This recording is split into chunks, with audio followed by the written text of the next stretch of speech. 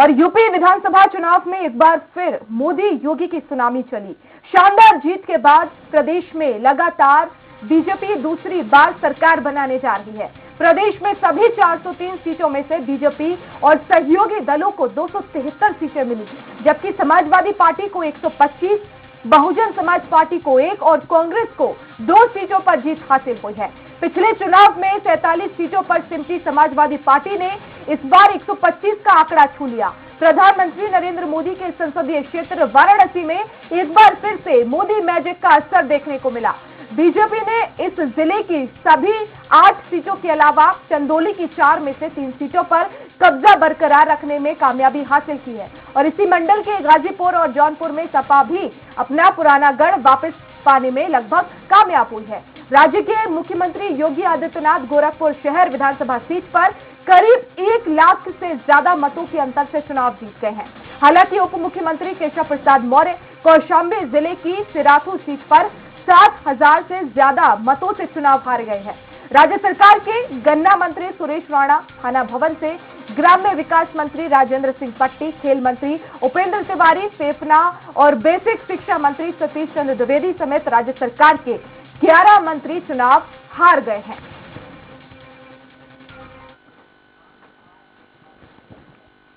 और ज्यादा जानकारी के लिए संवाददाता प्रशांत राव इस वक्त हमारे साथ लाइव जुड़ गए हैं लखनऊ से।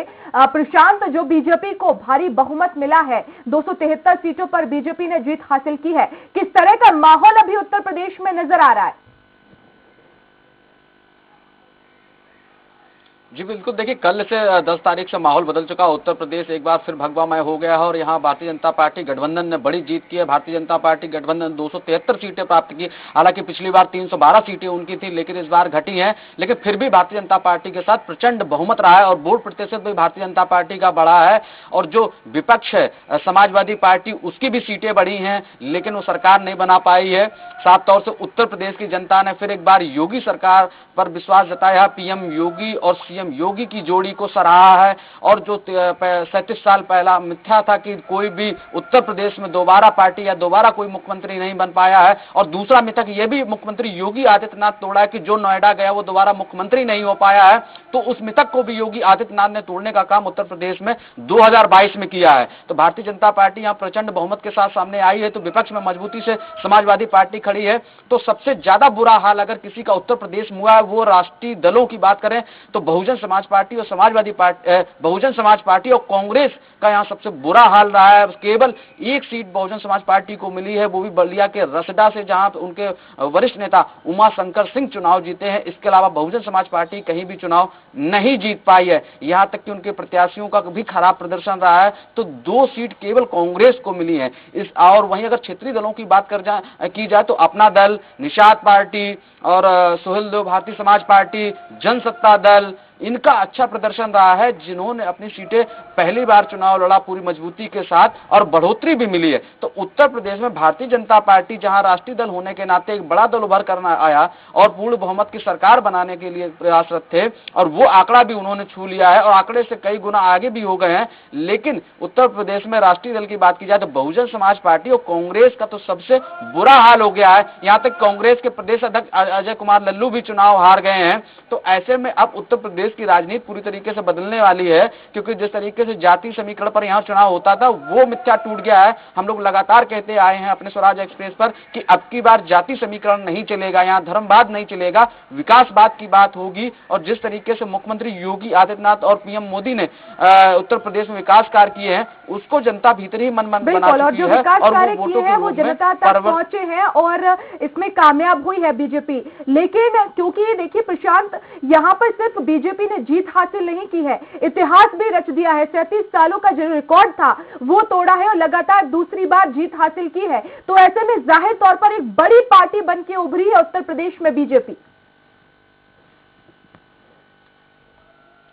जी बिल्कुल, देखिए 37 साल का रिकॉर्ड मैंने आपको बताया, 37 साल का रिकॉर्ड तोड़ा है कि कोई भी उत्तर प्रदेश में दोबारा पार्टी यहाँ पर पूर्ण बहुमत में नहीं आई है, ना ही कोई मुख्यमंत्री यहाँ दोबारा मुख्यमंत्री बन पाया है। तो ऐसे में मुख्यमंत्री योगी आदित्यनाथ ने जो कीर्तिमान अपने कार्यकाल में रचा है, उन सभी को जनता ने पूरा सराहा है। और जो यहाँ प्रक्रिया रही है, ट्रांसपेरेंट प्रक्रिया रही है, खासकर उनका जो कोविड दौरान जो उनके दौरे रहे हैं प्रदेश में, वो लगातार उन्होंने 75 जिलों में कोविड के दौरान निरीक्षण किया, खासकर जिसमें यहाँ त्रासदी मची हुई, तो ज्यादा से ज्यादा उन्होंने प्रबंधन किया, टीकाकरण का जो प्रबंधन किया, मुफ्त राशन का जो प्रबंधन किया गया, और इसके साथ ही महिलाओं को तवज्जो दिया जाना, वो भारतीय जनता पार्टी को सबसे ज्यादा फायदेमंद हुआ, जिसको लेकर भारतीय जनता पार्टी प्रचंड बहुमत के साथ 2022 में जीत दर्ज की है। लेकिन वहीं डिप्टी सीएम केशव प्रसाद मौर्य कौशाम्बी की सिरातू से हार का सामना करना पड़ा है, और वो समाजवादी पार्टी गठबंधन से अपना दल कमेरावादी की पल्लवी पटेल से चुनाव हार गए हैं। और इसके साथ ही उत्तर प्रदेश में बेसिक शिक्षा मंत्री सतीश चंद्र द्विवेदी वो भी चुनाव हार गए हैं। मैं आपको बता दूं, सतीश चंद्र द्विवेदी के बारे में पहले ही मैंने आपको अपने चैनल पर कहा था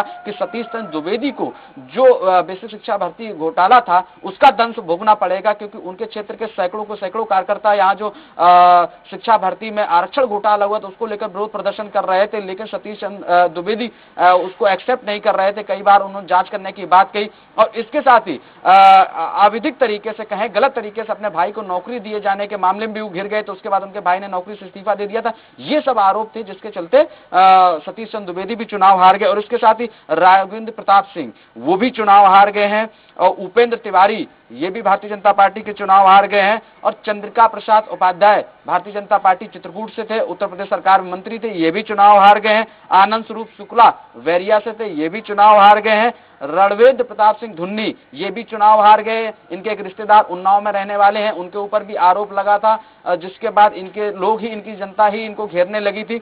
इनका दंश भी उनको भोगना पड़ा और चुनाव में हार का सामना करना पड़ा। इसके साथ ही बता दूं कि औरैया की दिव्यापुर सीट से कृषि मंत्री लाखन सिंह राजपूत भी चुनाव हार गए हैं। वहां समाजवादी पार्टी के कद्दावर नेता प्रदीप यादव ने वहां चुनाव जीता है। और इसके संगीता बलवंत बिंद ये भी गाजीपुर से चुनाव हार गई, उत्तर प्रदेश सरकार में राज्य मंत्री थी। और इसके साथ ही भारतीय जनता पार्टी छोड़कर समाजवादी पार्टी में सत्ता के लालच में और पद प्रतिष्ठा के लालच में गए स्वामी प्रसाद मौर्य भी बुरी तरीके से चुनाव हार गए। और जिस तरह की गोरखपुर की जो जीत हुई है, गोरखपुर की सभी विधानसभा सीटों पर जो जीत हुई वो भी काफी दिलचस्प है, क्योंकि 2017 में महज एक सीट थी चिल्लूपार जो बहुजन समाज पार्टी के खाते में गई थी। तो ऐसे में इस बार वो भी बीजेपी ने जीत ली है, और जो रिकॉर्ड था विनय शंकर तिवारी का वो भी वहां पर टूटा है, और वहां पर भी बीजेपी ने जीत दर्ज की है। तो एक बड़ी कामयाबी गोरखपुर में भी बीजेपी को मिली है।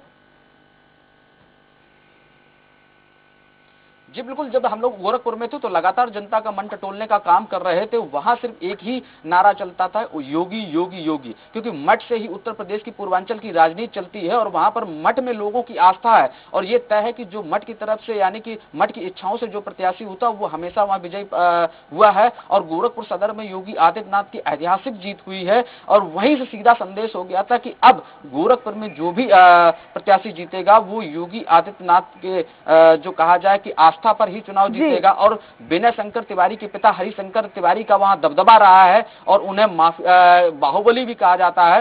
तो ऐसे में वो बहुजन समाज पार्टी से छोड़कर समाजवादी पार्टी में गए थे, तो उनको आशा थी कि जो अनुसूचित वर्ग का वोट है वो उन्हें मिलेगा, लेकिन ऐसा नहीं हुआ है, और विनय शंकर तिवारी को हार का सामना करना पड़ा। और एक बार वहां पर मुख्यमंत्री योगी आदित्यनाथ ने अपना जो दबदबा है वो भी उनको दिखा दिया। और वो जो दबदबा है अभी भी बरकरार है, और ज्यादा दबदबा वहां पर देखने को मिल रहा है। प्रशांत, आप बने रहिएगा। अमरोहा से इस वक्त हमारे साथ संवाददाता प्रथम सिंह फोन लाइन पर जुड़ गए हैं। प्रथम, अमरोहा के क्या परिणाम रहे हैं, किस तरह का माहौल देखा जा रहा है?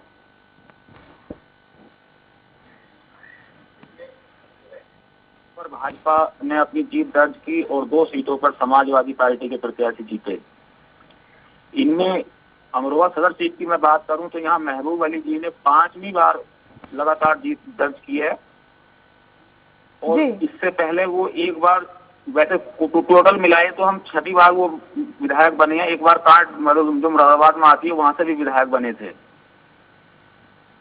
बिल्कुल, तो अमरोहा की 2 सीटों पर समाजवादी पार्टी जीती और 1 पर बीजेपी, लेकिन 2017 के परिणाम क्या थे वहां पर?